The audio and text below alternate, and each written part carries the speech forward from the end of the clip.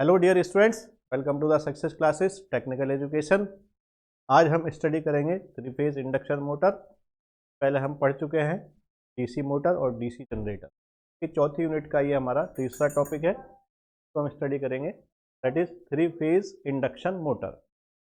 आज के इस लेक्चर में हम थ्री फेज इंडक्शन मोटर का एक तो इंट्रोडक्शन, उसका कंस्ट्रक्शन और उसके टाइप्स पढ़ेंगे और प्रिंसिपल ऑफ ऑपरेशन यानी किस तरह से वर्क करता है, ऑपरेट करता है, इसको हम देखेंगे। ठीक है, तो चलिए स्टार्ट करते हैं इंट्रोडक्शन ऑफ थ्री मोटर। इससे पहले आपने डीसी मोटर पढ़ा है, उसमें हम डीसी सप्लाई से उसको मोटर को ऑपरेट कराते थे, यानी डीसी सप्लाई यानी एक पॉजिटिव टर्मिनल और एक नेगेटिव टर्मिनल। यहाँ पर जो इंडक्शन मोटर है वो एसी पर ऑपरेट करेगा, और वो भी कौन सा, थ्री फेज एसी पर ऑपरेट करेगा, यानी थ्री फेज सप्लाई जो होती है उस पर ये बेस्ड है इंडक्शन मोटर। इंडक्शन इसके नाम से ही आप समझ सकते हैं कि जो ऑपरेट करता है वो किस पर ऑपरेट करता है, इलेक्ट्रोमैग्नेटिक इंडक्शन प्रिंसिपल पर ऑपरेट करता है। ठीक है, induction machines are also called asynchronous machine. ये एसिंक्रोनस मशीन कहलाती है। ठीक है, the machine which never run at the synchronous speed, यानी जो मशीन आप मोटर कह सकते हैं, है ना। तो मशीन जो सिंक्रोनस स्पीड पर रन नहीं करती उसको हम एसिंक्रोनस मशीन कहते हैं। इसके बाद आप सिंक्रोनस मोटर पढ़ेंगे, उसमें जो मोटर होती है वो सिंक्रोनस स्पीड। इंडक्शन मोटर जो होती है वो कभी भी सिंक्रोनस स्पीड पे रन नहीं कर सकती, इसीलिए इसको हम एसिंक्रोनस मोटर कहते हैं। व्हेन एवर वी से इंडक्शन मशीन, कि हम इंडक्शन मशीन की बात करते हैं, मीन टू से इंडक्शन मोटर, यानी ये इंडक्शन मोटर यानी मशीन या मोटर एक ही बात है। मशीन में जनरेटर और मोटर दोनों आ जाएंगे, लेकिन स्पेसिफिकली अगर मोटर की बात करें तो वो सिर्फ मोटर की बात, यानी इंडक्शन मोटर में भी सिंगल फेज और थ्री फेज, दो तरह के हो सकते हैं इंडक्शन मोटर। एक सिंगल फेज हो सकता है और दूसरा क्या हो सकता है, थ्री फेज हो सकता है। यहाँ पर जो हम आज बात करेंगे वो क्या होगा, थ्री फेज इंडक्शन मोटर बात करेंगे। The single phase induction motor are usually built in small size. जो सिंगल फेज इंडक्शन मोटर है वो स्मॉल साइज के होते हैं, जबकि जो थ्री फेज इंडक्शन मोटर है वो क्या होते हैं, लार्ज साइज के होते हैं। The three phase induction motor most commonly used AC motor in the industry में ज़्यादा यूज होता है क्योंकि इसका साइज बहुत बड़ा होता है, लार्ज होता है। They have simple and rugged construction, यानी बहुत ही सिंपल और रजड कंस्ट्रक्शन होता है इसका।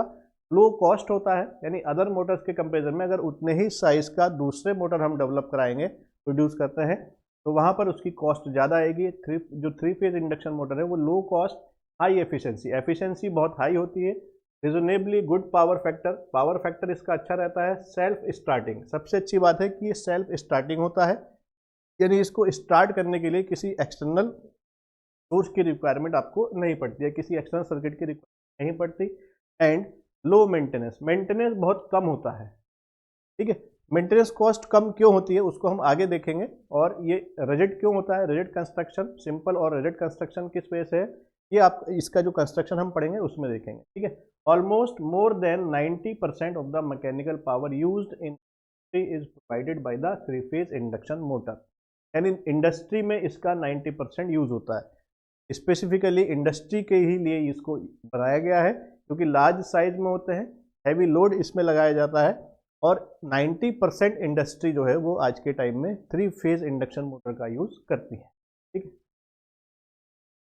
इसका कंस्ट्रक्शन देखते हैं। एक थ्री फेज इंडक्शन मोटर में क्या क्या चीज़ें होती हैं। मेनली कोई भी मोटर है उसमें दो पार्ट रहेंगे, एक तो स्टेटर होगा और एक रोटर होगा। उसी तरह से यहाँ पर भी थ्री फेज इंडक्शन मोटर में दो मेन पार्ट रहेंगे, एक स्टेटर और दूसरा क्या रहेगा, रोटर। ठीक है, स्टेटर की बात करते हैं। स्टेटर वो पार्ट होता है जो स्टेटिक रहता है, यानी जो रोटेट नहीं करता, और रोटर जो रोटेट कर रहा है, रोटेशनल पार्ट जो होता है वो रोटर कहलाता है। स्टेटर में यहाँ पर थ्री पार्ट है। Stator it is the stationary part of the motor, it has three main part, यानी स्टेटर को अगर हम सब डिवाइड करें तो उसमें तीन मेन पार्ट होते हैं। एक तो इसका आउटर फ्रेम, एक स्टेटर कोर और स्टेटर वाइंडिंग। जिस तरह से हमने डीसी मोटर में योक पढ़ा था, तो योक क्या होता है, उसका आउटर स्ट्रक्चर होता है जो उसको स्ट्रेंथ प्रोवाइड करता है, मैकेनिकल स्ट्रेंथ, और उसके साथ साथ उसमें फ्लक्स भी फ्लो करता है। इसी तरह से यहाँ पर क्या होता है, आउटर फ्रेम होता है, स्टेटर कोर और स्टेटर वाइंडिंग होती है। देखिए आप यहाँ पर डायग्राम में देख सकते हैं, ये जो डायग्राम दिया हुआ है ये क्या है, एक इसका स्टेटर है जो इसका आउटर फ्रेम, यानी स्टेटर, इसके अंदर का रोटर का पार्ट निकला हुआ है, ये क्या है, पूरा स्टेटर पार्ट है। यहाँ पर आप ये देख सकते हैं, ये स्टेटर फ्रेम यहाँ पर शो कर इज द स्टेटर फ्रेम, यहाँ पर आप देख सकते हैं ये वाला जो पार्ट है ये इसका स्टेटर फ्रेम शो कर रहा है, और इसके अंदर ये वाइंडिंग्स है यहाँ पर जो स्टेटर वाइंडिंग्स कहलाती हैं, ठीक है। और स्टेटर कोर ये रही, यानी कोर के ऊपर ही वाइंडिंग जो है वो लिपटी होती है, यानी जो स्टेटर कोर है उसके ऊपर ही क्या होती है, वाइंडिंग लिपटी होती है। तो ये तीन पार्ट यहाँ पर आप देख सकते हैं। इसको अगर आप अलग से देखें तो यहाँ पर ये इसकी कोर है, स्टेटर कोर, और इसमें स्लॉट्स रहते हैं इस तरह के, और इन स्लॉट्स में क्या होता है, स्टेटर की वाइंडिंग की जाती है। इसको अगर आप कोर को अगर बाहर निकाल कर देखें तो इसका क्रॉस सेक्शन इस तरह से दिखाई देगा, ये स्टेटर कोर है, ठीक है। और ये क्या होता है, इसके अंदर हम स्टेटर वाइंडिंग करते हैं। क्लियर। तो सबसे नंबर पहले पर आता है आउटर फ्रेम, यानी जो उसका फ्रेम होता है। It is the outer body of the motor, जो आउटर पार्ट होता है मोटर का उसको हम आउटर फ्रेम कहते हैं। It function to support the stator core, यानी कोर को सपोर्ट करने के लिए, कोर और जो वाइंडिंग है उसको सपोर्ट करने के लिए का यूज होता है। Protect the inner part of the machine, जो अंदर के पार्ट है मशीन के जो अंदर के पार्ट है उसको प्रोटेक्ट करने के लिए इसका यूज होता है आउटर फ्रेम का। बेसिकली एक मैकेनिकल स्ट्रेंथ ये प्रोवाइड करता है किसी भी मोटर को, ठीक है। For small machine the frame is casted but large machine it is fabricated, यानी कास्ट किया जाता है, और अगर लार्ज मशीन है, स्मॉल मशीन के लिए कास्ट किया जाएगा, और अगर लार्ज मशीन है तो उसको फैब्रिकेट करते हैं, ठीक है। To place the motor on the foundation feet are provided in the outer frame, यानी फाउंडेशन पर रखने के लिए उसमें फीट भी प्रोवाइड किए जाते हैं। जैसे कि आप यहाँ पर देख सकते हैं, ये जो यहाँ पर है ये इसके फीट है, is the feet of outer frame. ये आउटर फ्रेम है और इसके ये फीट है दोनों साइड, यानी इसको जहाँ पर रखना है तो ये क्या होंगे, इसमें फीट भी प्रोवाइड किए जाएंगे जिससे कि जो मोटर है वो स्टेबल रहे, ठीक है। उसके बाद में दूसरे नंबर पर है stator core. Second is the stator core, यानी ये स्टेटर के ही पार्ट है, तीनों पार्ट स्टेटर के हैं, आउटर फ्रेम, स्टेटर कोर और स्टेटर वाइंडिंग। तो स्टेटर कोर क्या होती है, when AC supply is given to the induction motor, जब हम इंडक्शन मोटर को एसी सप्लाई देते हैं, and alternating flux is set up, एक अल्टरनेटिंग फ्लक्स वहां पर सेट हो जाता है in the stator core. This alternating field produce hysteresis and eddy current loss, जिस तरह से ट्रांसफार्मर में होता है एक अल्टरनेटिंग मैग्नेटिक फील्ड प्रोड्यूस होती है, और वो अल्टरनेटिंग मैग्नेटिक फील्ड वहाँ पर क्या लॉस करती है, यहाँ पर एक तो एडी करंट लॉस प्रोड्यूस करती है और क्या होती है, हिस्टेरेसिस लॉस प्रोड्यूस करती है। तो इसी तरह से जो स्टेटर कोर है उसके अंदर जब हम एसी सप्लाई देते हैं तो एक अल्टरनेटिंग मैग्नेटिक फील्ड प्रोड्यूस हो जाती है, और वो अल्टरनेटिंग मैग्नेटिक फील्ड क्या करती है, उसमें स्टेटर कोर के अंदर हिस्टेरेसिस और एडी करंट लॉस प्रोड्यूस करेगी, ठीक है। उन्हीं लॉसेस को प्रोड्यूस मिनिमाइज करने के लिए, टू मिनिमाइज दीज लॉसेस, उन लॉसेस को मिनिमाइज करने के लिए हम कोर को high grade silicone steel stamping करते हैं, यानी कोर की जो है वो high grade silicone steel stamping करते हैं, जिस तरह से आप यहाँ पर देख सकते हैं। ये स्टेटर स्टैंपिंग कहलाती है, इसको हम क्या बोलते हैं, स्टेटर स्टैंपिंग कहलाती है, यानी इस तरह से हम इसको स्लॉट्स में इसको डेवलप करते हैं, ठीक है। The stamping are assembled under hydraulic pressure, hydraulic pressure में इसको असेंबल करते हैं, and key to the frame. Each stamping is insulated from the other with the thin varnish, यानी जो लेयर होती है इसकी वो क्या होती है, एक वार्निश से इंसुलेट होती है, जिससे कि एडी करंट को मिनिमाइज किया जा सके। जितनी ज़्यादा पतली वायर पतली होगी, उसमें थिन होगी शीट, उतना ही क्या होगा, एडी करंट कम होगा। अगर एक सिंगल पीस लेंगे हम स्टेटर कोर का तो उसके अंदर एडी करंट बहुत ज़्यादा हो जाएगा, ठीक है। The thickness to the stamping usually varies from 0.3 to 0.5 mm, यानी इसकी जो थिकनेस होती है स्टैंपिंग की वो कितनी होती है, 0.3 से 0.5 mm तक की होती है। Slots are produce on the inner periphery, उसके अंदर का जो सर्कमफ्रेंस है, इनर पार्ट, यहाँ पर स्लॉट्स प्रोड्यूस किए जाते हैं। यानी ये जो है इसकी अगर थिकनेस देखिए, आपको क्रॉस सेक्शन दिखाई दे रहा है, लेकिन ये एक डिस्क की तरह है, जैसे एक डिस्क होती है थिन डिस्क, इसकी जो थिकनेस होती है वो 0.3 से 0.5 mm के बीच में रहती है, और स्लॉट्स अंदर की तरफ होते हैं, बाहर की तरफ नहीं होते। स्लॉट्स कहाँ होंगे, अंदर की तरफ। इसी में क्या होगा, वाइंडिंग की जाएगी, ठीक है। Stamping to accommodate the stator winding, यानी स्टेटर की जो वाइंडिंग है उस स्लॉट्स के अंदर की जाती है। स्टेटर वाइंडिंग क्या होती है, यानी एक कॉपर वायर जो है वो उस स्टेटर कोर पर हम लपेट देते हैं, तो उसको हम क्या कहते हैं, stator core carries 3 phase winding. 3 phase winding होती है which is usually supplied from the 3 phase supply system. जो 3 फेज सप्लाई सिस्टम हम ऑलरेडी पढ़ चुके हैं, तो उस 3 फेज सप्लाई सिस्टम से ही हम क्या करते हैं, इसको पावर देते हैं, सप्लाई देते हैं। The 6 terminal of the winding, यानी हर एक फेज के 2 टर्मिनल होंगे, तो टोटल कितने, 6 terminal are connected in the terminal box of the machine. जो टर्मिनल बॉक्स होता है मशीन का, यहाँ पर आप देख सकते हैं ये टर्मिनल बॉक्स है। तो यहाँ पर क्या होंगे, टोटल 6 टर्मिनल, जितने भी इसकी वाइंडिंग्स हैं कि हर एक, यानी सिंगल, ये 3 फेज है तो एक फेज के 2 टर्मिनल रहेंगे, तो टोटल 3 फेज के कितने हो जाएंगे, 6 टर्मिनल। तो 6 टर्मिनल यहाँ से कनेक्टेड होंगे, ये यहाँ पर 6 टर्मिनल इसके रहेंगे, यहाँ से आप इसको सप्लाई दे सकते हैं। ठीक है, तो ये स्टेटर का पार्ट है। इसके बाद आते हैं next, the rotor. Rotor is the rotating part of the motor, यानी मोटर का जो रोटेटिंग पार्ट होता है, जो रोटेट करता है ऑपरेट करते समय, उसको हम क्या कहते हैं, रोटर कहते हैं। 2 types of rotor are used for 3 phase induction motor, यानी 3 फेज इंडक्शन मोटर में 2 तरह के रोटर हम यहाँ पर यूज करते हैं। एक होता है स्क्वायरल केज रोटर और दूसरा होता है फेज वाउंड रोटर। देखिए, स्क्वायरल केज रोटर और फेज वाउंड रोटर दोनों ही यहाँ पर आपको डायग्राम दिखाए गए हैं। दोनों में बेसिक डिफरेंस है क्या। स्क्वायरल केज, जैसे कि आप यहाँ पर इसके नाम से समझ सकते हैं, स्क्वायरल केज यानी एक पिंजरे टाइप का ये होता है और इसमें कोई वाइंडिंग नहीं की जाती, किसी वायर के थ्रू वाइंडिंग नहीं करते। लेकिन जो फेज वाउंड रोटर है, यहाँ पर क्या होता है, वाइंडिंग की जाती है, यानी कॉपर वायर से इसमें वाइंडिंग भी की जाती है। ठीक है, देखिए 1 बाय 1 दोनों को स्टडी करते हैं। क्या होता है स्क्वायरल केज रोटर। ये जो स्क्वायरल केज रोटर है, the motor in which these rotor are employed are called squirrel cage induction motor, यानी जिसमें ये रोटर यूज करते हैं उसको हम स्क्वायरल केज इंडक्शन मोटर कहते हैं। Because of simple and rugged construction, the most of induction motors employed in the industry are of this type, यानी ज़्यादातर जो मोटर यूज होते हैं इंडस्ट्री में, यानी इंडक्शन मोटर ही यूज होते हैं, और उसमें से भी जो मोस्ट ऑफ द मोटर्स होते हैं वो कौन से होते हैं, स्क्वायरल केज रोटर वाले होते हैं, यानी स्क्वायरल केज इंडक्शन मोटर यहाँ पर यूज होते हैं। ठीक है, अब होता क्या है squirrel cage. A squirrel cage rotor consist of a laminated cylindrical core. एक लैमिनेटेड सिलिंड्रिकल कोर होती है, यहाँ पर आप देख सकते हैं ये सिलिंड्रिकल कोर है और ये क्या है, लैमिनेटेड होती है। ठीक है, having semi close circular slots. जो सेमी क्लोज सर्कुलर स्लॉट्स होते हैं एट द आउटर पेरिफेरी, यानी जो सर्कुलर स्लॉट्स हैं, ये यहाँ पर आप सर्कुलर स्लॉट्स दे सकते हैं, तो ये सेमी क्लोज्ड होते हैं। ठीक है, यानी पूरी तरह से क्लोज्ड नहीं रहते हैं। कॉपर और aluminium bar conductors are placed in the slots. उन स्लॉट्स में हम क्या करते हैं, कॉपर या एल्यूमिनियम के बार को प्लेस कर देते हैं। ठीक है, at each end by copper और aluminium ring called short circuiting ring, यानी उसके उस बार को कनेक्ट करने के बाद उसमें हम क्या करते हैं, एल्यूमिनियम या कॉपर के रिंग वहाँ पर प्लेस कर देते हैं, जिससे कि वो शॉर्ट सर्किट हो जाए। शॉर्ट सर्किट का मतलब ये है कि वहाँ पर हमें एक क्लोज पाथ फॉर्म करना है, यानी ये जो कॉपर और एल्यूमिनियम के, कॉपर के या एल्यूमिनियम के जो बार्स हैं, ये आप यहाँ पर देख सकते हैं, तो ये क्या होते हैं, शॉर्ट सर्किटेड होते हैं किसी कॉपर या एल्यूमिनियम रिंग के थ्रू। ठीक है, तो अगर ये शॉर्ट सर्किट होगा, यहाँ पर आप देख सकते हैं शॉर्ट सर्किटिंग रिंग है, तो शॉर्ट सर्किटिंग रिंग यहाँ पर होगा, इस तरफ दोनों साइड रहेगा, इधर भी रहेगा और इधर भी रहेगा। तो ये क्या कर रहा है, जो यहाँ पर बार्स लगे हुए हैं कॉपर के या एल्यूमिनियम के, जो बार्स इस तरह से लगे हुए हैं, इसको ये शॉर्ट सर्किट कर रहा है।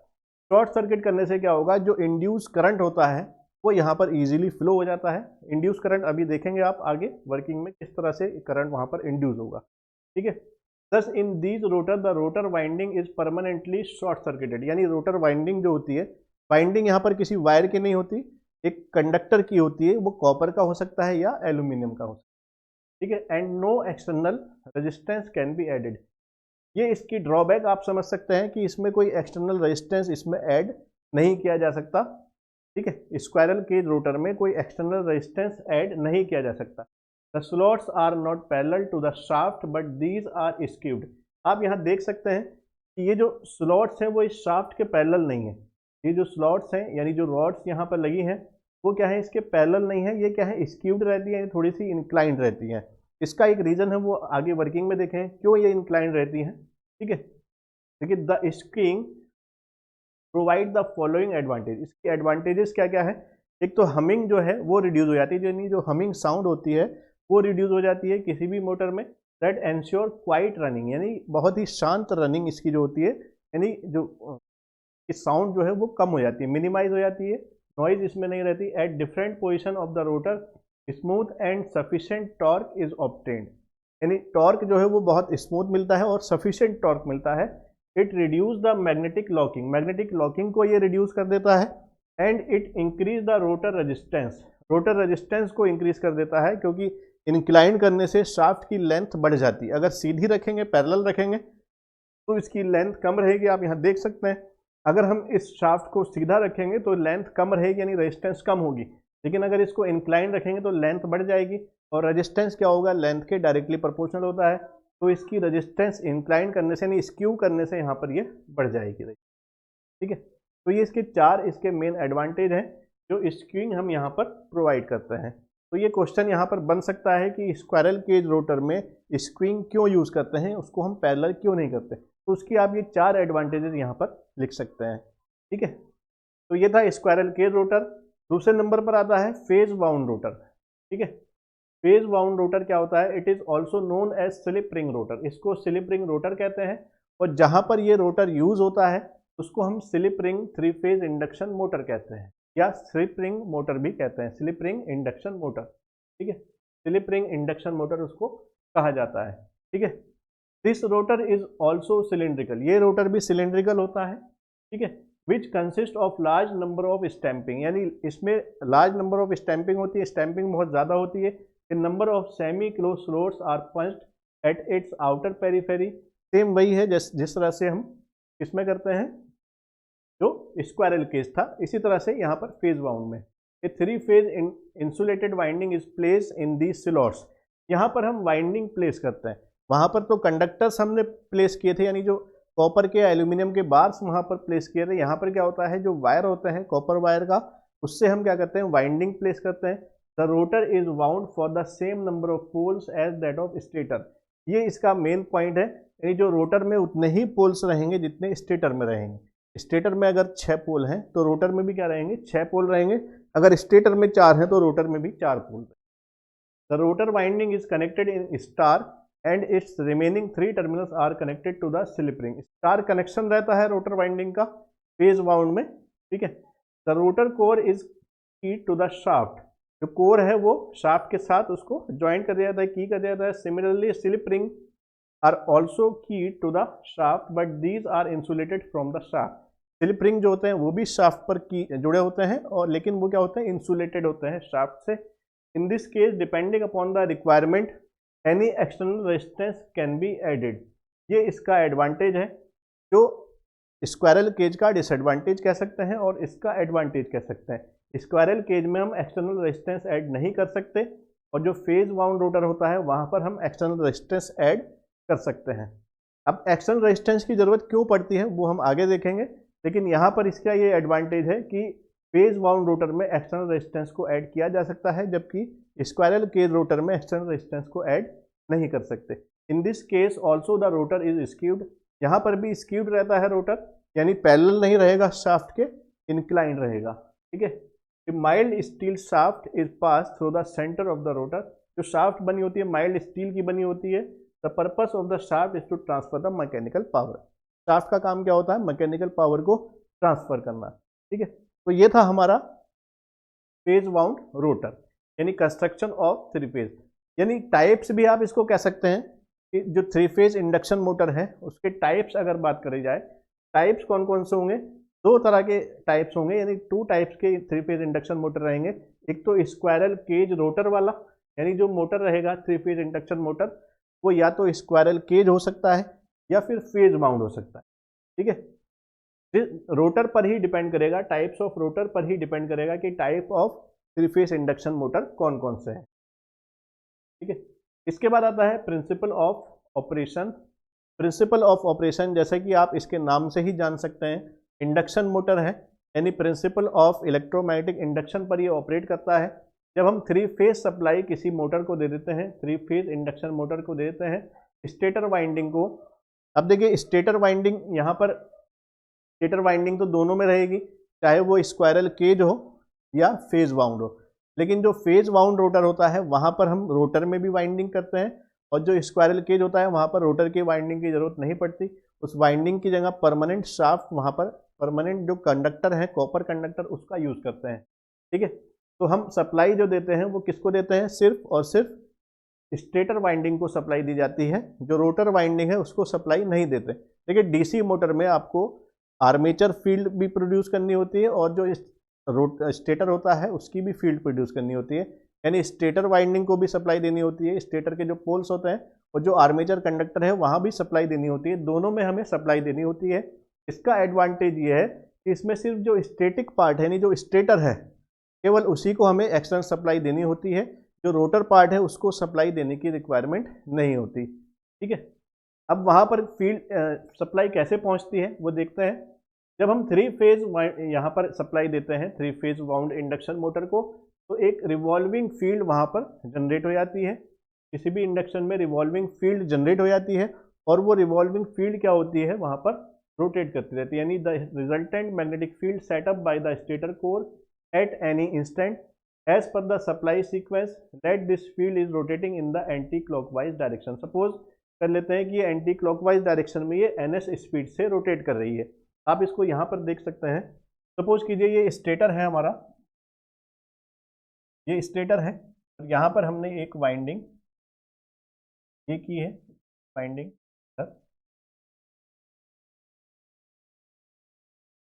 तरह से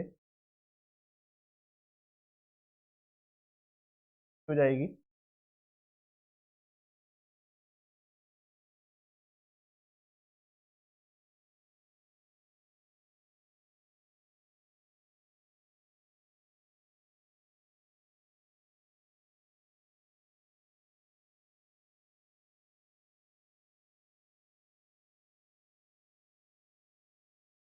ये हमारे पास टोटल 6 वाइंडिंग रहेंगी, थ्री फेज इंडक्शन मोटर है, 6 वाइंडिंग रहेंगी। तो यहाँ पर आप एक फेज यहाँ पर सपोज कीजिए हमारे पास थ्री फेज सप्लाई है, फेज वन फेज RYB देखेंगे, RYB इसका कोड रहता है। तो यहाँ पर सपोज कीजिए आपने R को यहाँ से सप्लाई दी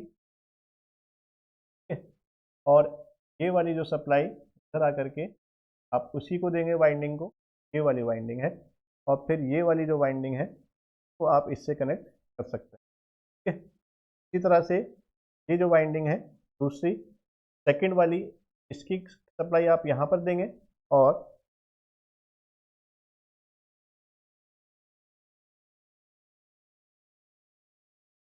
को आप यहाँ पर ज्वाइन कर सकते हैं इसके साथ में।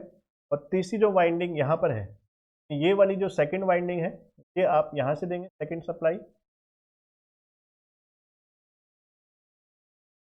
ये इधर आ जाएगी, और जो बी है ये वाली सप्लाई इधर से यहाँ पर पहुँच थर्ड वन पर, सेकंड वाली थी और सॉरी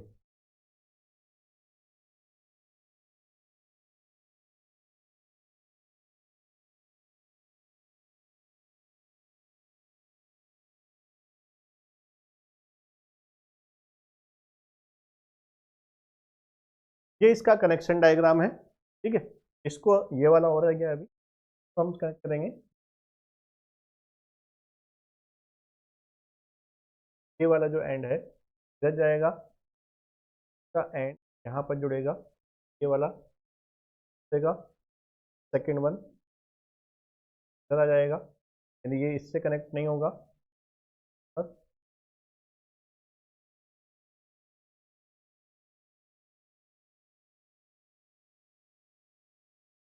ठीक है, अब जो तीसरा वाइंडिंग है, तीसरी वाली जो फेज है वो थर्ड फेज हमारा यहाँ पर आ रहा है, ये RYB, ये वाला R का पोल है, ये वाला R है, R फील्ड क्रिएट करेगा, ये वाला क्या होगा Y फील्ड क्रिएट करेगा, के सामने ये वाला भी Y का रहेगा, एक नॉर्थ पोल दूसरा साउथ पोल, अगर ये नॉर्थ पोल है तो ये साउथ पोल जनरेट करेगा, ऐसे ही Y का अगर ये नॉर्थ पोल है तो ये साउथ पोल जनरेट करेगा, ऐसे ये वाला B का अगर ये नॉर्थ पोल है तो ये वाला साउथ पोल जनरेट करेगा। थ्री पोल्स यानी थ्री फेज और 6 पोल रहेंगे यहाँ पर, दो नॉर्थ पोल रहेंगे, दो साउथ पोल रहेंगे हर एक के।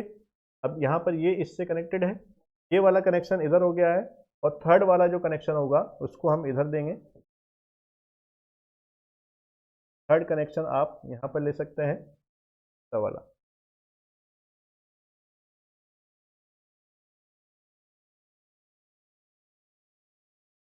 ये कनेक्शन यहाँ पर आ जाएगा, और इसका जो ग्राउंड वाला है वो ये वाला वायर यहाँ से ज्वाइन, यानी इसका ग्राउंड और इसका ग्राउंड, और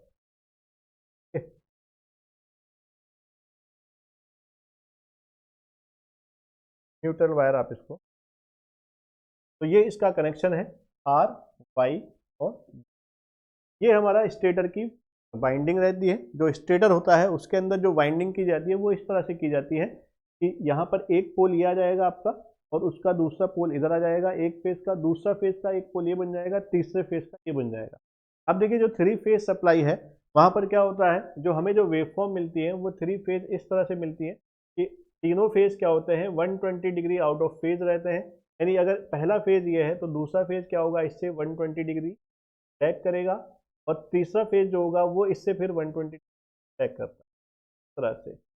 तो 3 फेज यहाँ पर हमें मिलेंगे, तो आर मिलेगा और दूसरा क्या होगा वाई मिलेगा और तीसरा क्या होगा इसका बी मिलेगा। तो 3 फेज यहाँ पर होते हैं, तीनों ही क्या होते हैं 120 डिग्री 120 डिग्री अपार्ट रहते हैं।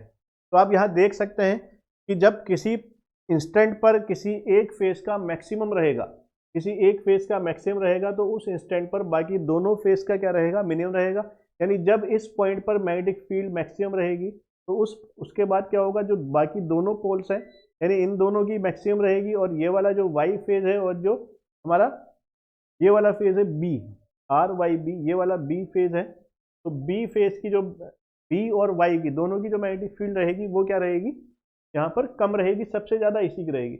इसके बाद फिर उसके बाद जो हाई होगा वो किसका आएगा, वाई का आएगा। यानी यहाँ पर पीक रहेगी, फिर उसके बाद इस पॉइंट पर ये वाला इसकी पोल की स्ट्रेंथ मैक्सिमम रहेगी और बाकी दोनों की क्या रहेगी, कम रहेगी।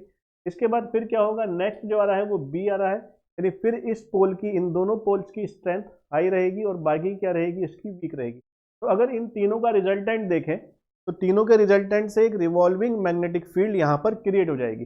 यानी जो मैग्नेटिक फील्ड है एक रिवॉल्विंग मैग्नेटिक फील्ड क्रिएट होगी क्योंकि इस तरह से रिवॉल्व करती जाएगी। डिपेंड करेगा क्लॉकवाइज या एंटी क्लॉकवाइज, वो इसके कनेक्शन पर डिपेंड करेगा, लेकिन जो रिवॉल्विंग फील्ड है वो इस तरह से रोटेट करती जाएगी। उसका जो पीक मैग्नीट्यूड है वो इस तरह से रोटेट करता जाएगा इन द रोटर, यानी एक मैग्नेटिक फील्ड यहाँ पर रिवॉल्विंग जनरेट हो जाएगी। तो रिवॉल्विंग मैग्नेटिक फील्ड जनरेट होने से क्या हो रहा है, the revolving field is cut by the stationary rotor conductor. यानी जो रोटर कंडक्टर होते हैं स्टेशनरी होते हैं, ये आप देख सकते हैं यहाँ पर ये वाले जो रोटर कंडक्टर्स हैं, चाहे वो स्क्वायरल केज हो या फेज बाउंड हो, दोनों में ही जो ये रोटर कंडक्टर है ये क्या करेगा, इसको क्या करता है, रोटेट कराने की कोशिश करता है। यानी क्योंकि इससे पास होंगे, फ्लक्स यहाँ पर कट करेगा और जब फ्लक्स कट करेगा तो क्या होगा, इसके अंदर करंट इंड्यूस हो जाएगी। The revolving field is cut by the stationary rotor conductor and an EMF is induce in the rotor conductor. उन रोटर कंडक्टर्स में ईएमएफ इंड्यूस हो जाता है। अब हमने शॉर्ट सर्किटिंग करी थी, दोनों एंड पर जो है सर्किल लगाकर शॉर्ट सर्किटिंग रिंग लगा करके उन कंडक्टर्स की शॉर्ट सर्किटिंग करी थी। तो जब शॉर्ट सर्किट किया गया है, since the rotor conductors are short circuited, अब क्योंकि ईएमएफ जनरेट हुआ है और अगर शॉर्ट सर्किट भी है वहां पर तो करंट फ्लो होने लगती है, the current flow through them, यानी उन कंडक्टर्स में क्या होगा, करंट फ्लो होने लगेंगी। A resultant field is set up by the rotor current carrying conductor, यानी एक रिजल्टेंट फील्ड जो होती है वो रोटर के अंदर भी डेवलप हो जाती है। जिस तरह से स्टेटर में रोटेटिंग फील्ड डेवलप होती है, इसी तरह से क्या होता है, जो रोटर है वहां पर भी इंडक्शन से, इलेक्ट्रोमैग्नेटिक इंडक्शन से वहां पर क्या हो रहा है, रोटेटिंग फील्ड डेवलप हो जाएगी। This field try to come in line with the stator revolving field, यानी जो स्टेटर की रिवॉल्विंग फील्ड है उसी को अलाइन करने के लिए क्या होता है, रोटर की फील्ड भी कोशिश करती है, जिसकी वजह से क्या होता है, इलेक्ट्रोमैग्नेटिक टॉर्क डेवलप हो जाता है। Electromagnetic torque develop and rotor starts rotating in the same direction. जिस डायरेक्शन में फील्ड रोटेट हो रही है उसी डायरेक्शन में रोटर भी क्या होता है, रोटेट करना स्टार्ट कर देता है। देखो बहुत ही इंटरेस्टिंग पार्ट है, हमने रोटर को कोई सप्लाई नहीं दी, कोई करंट नहीं दिया, सिर्फ स्टेटर को सप्लाई दे करके हम क्या कर रहे हैं, रोटर को रोटेट करा रहे हैं। डीसी मोटर में रोटर को भी सप्लाई देनी होती है और स्टेटर को भी सप्लाई देनी होती है, लेकिन इंडक्शन मोटर में सिर्फ और सिर्फ जो स्टेटर पार्ट है उसी को सप्लाई देनी है। जो रोटेटिंग पार्ट है उसमें इलेक्ट्रोमैग्नेटिक इंडक्शन से वहाँ पर करंट जनरेट होता है, इसीलिए ये रजेड की जो रजेडनेस है, इसीलिए हम इसको डिफाइन करते हैं कि ये जो है ईजी सिंपल कंस्ट्रक्शन है और इसका लो मेंटेनेंस है, मेंटेनेंस बहुत कम रहता है क्योंकि जो रोटेटिंग पार्ट है वो अपने आप ही फीड करंट ले रहा है, सप्लाई ले रहा है इलेक्ट्रोमैग्नेटिक इंडक्शन से, वहाँ पर आपको एक्सटर्नली कोई सप्लाई देने की जरूरत नहीं है, तो उसका वियर एंड टियर बहुत कम होगा। ठीक है, in the stator revolving field with the rotating speed and revolution per second, यानी जिस रोटेटिंग स्पीड से वो रोटेट कर रहा है उसी स्पीड से क्या होता है, टॉर्क डेवलप हो जाता है और वो स्पीड जनरेट कर लेता है, ठीक है। And induction motor can never run at synchronous speed, यानी सिंक्रोनस स्पीड पर रन नहीं कर सकता। जो रोटर की स्पीड होगी वो क्या होगी, सिंक्रोनस स्पीड के बराबर नहीं होगी, यानी एन की वैल्यू एन एस से कम रहेगी। It is always less than synchronous speed, यानी जो रोटर की स्पीड है वो सिंक्रोनस स्पीड से हमेशा कम रहती है। यहाँ पर आप देख सकते हैं ये स्टेटर है हमारा, और यहाँ पर क्या है, ये ओमेगा एस स्पीड से स्टेटर फील्ड रोटेट कर रही है, यानी जो रिवॉल्विंग फील्ड जनरेट हो रही है स्टेटर के अंदर वो ओमेगा एस स्पीड से, या इसको एन एस स्पीड से भी कह सकते हैं। एन एस क्या है, सिंक्रोनस स्पीड है, तो सिंक्रोनस स्पीड से स्टेटर फील्ड रोटेट कर रही है। तो स्टेटर फील्ड जब रोटेट करेगी तो रोटर के अंदर क्या होगा, यहाँ पर करंट इंड्यूस हो जाएगा, और इस करंट इंड्यूस की वजह से क्या होगा, ये तो स्टेटर की फील्ड है, यहाँ पर आप स्टेटर की फील्ड देख सकते हैं, और ये रोटर की फील्ड है। तो रोटर की फील्ड क्या करती है, जो स्टेटर की फील्ड और रोटर की फील्ड दोनों अलाइन करने की कोशिश करती है, जिसकी वजह से जो रोटर कंडक्टर है, ये यहाँ पर आप रोटर कंडक्टर्स देख सकते हैं। तो इन रोटर कंडक्टर्स पर जब इसके अंदर करंट इंड्यूस होता है तो ये इस पर एक टॉर्क लगता है, जो कि इस तरफ यहाँ पर फोर्स लगेगा, जो कि एक टॉर्क प्रोड्यूस करता है, यानी ये रोटर जो है वो इस डायरेक्शन में रोटेट होने लगेगा। यानी स्टेटर की जो फील्ड है वो भी इस डायरेक्शन में रोटेट हो रही है, एंटी क्लॉकवाइज डायरेक्शन में, तो रोटर जो है वो भी क्या होगा, एंटी क्लॉकवाइज डायरेक्शन में उसी स्पीड को पाने के लिए रोटेट करता है, लेकिन ये उस स्पीड पर पहुंच नहीं पाता, उससे कम स्पीड पर ये रोटेट करता है, ठीक है। क्योंकि अगर ये उसी स्पीड पर पहुंच गया तो फिर क्या होगा, उसके अंदर कोई ईएमएफ इंड्यूस नहीं होगा, यानी कोई भी करंट वहां पर इंड्यूस नहीं होगी, और फिर वो रोटेट करना बंद कर देगा। इसीलिए क्या होता है, ये उससे कम स्पीड पर ये रोटेट करता है, ठीक है। तो ये था इसका principle of operation of the three phase induction motor. उम्मीद है आपको ये क्लियर हुआ होगा, और आज के लिए इतना ही काफ़ी है, बाकी हम नेक्स्ट लेक्चर में स्टडी करेंगे। चलिए, थैंक यू।